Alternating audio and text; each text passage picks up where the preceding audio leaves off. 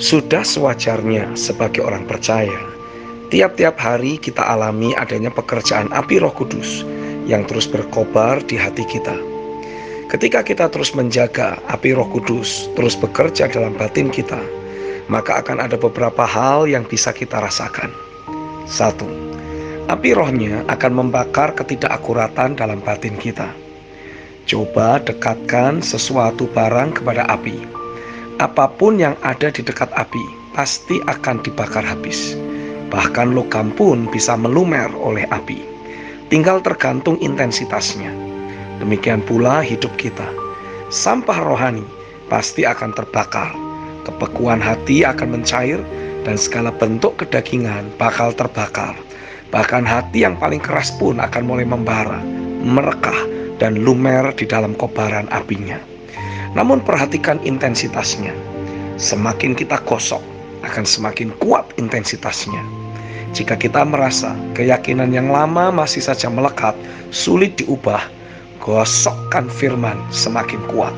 Kobaran api akan lebih besar. Sampai dasar keyakinan itu rontok dan diganti dengan firman-Nya.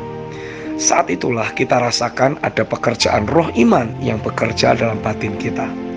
Timbul keyakinan yang tak tergoyahkan akan firman-Nya.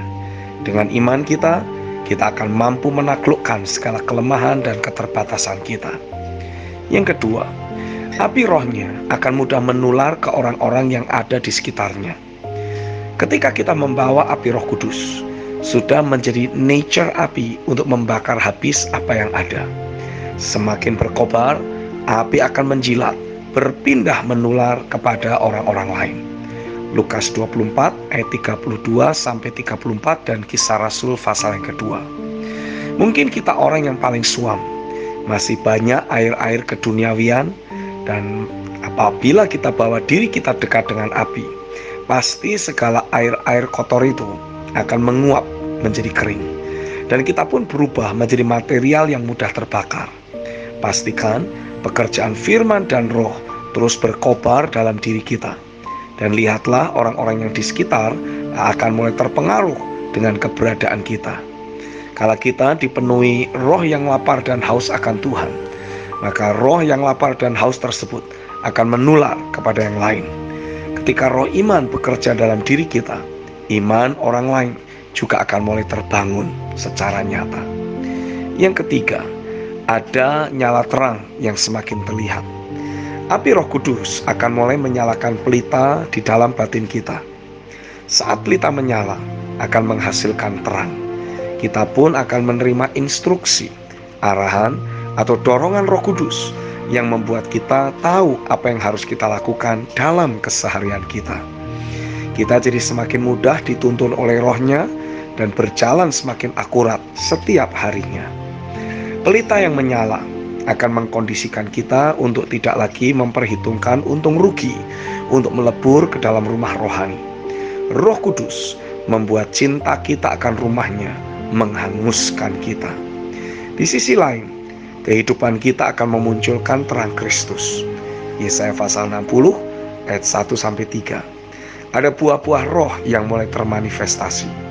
Kita menjadi pribadi yang lebih lembut dan matang.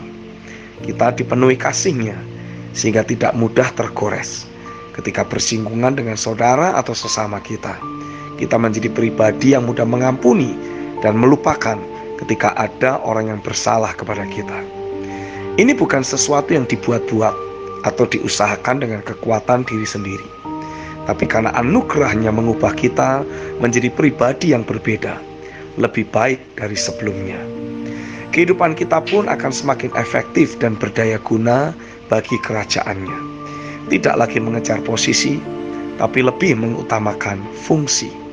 Saya percaya saat ini pekerjaan firman dan roh-Nya sedang terus bekerja mencetak sesuatu yang berbeda dari gereja-Nya. Setiap kita sedang dibawa Tuhan menjadi orang percaya yang berbeda, menjadi saksinya bahwa Tuhan itu nyata dan Dia masih terus bekerja. Amin.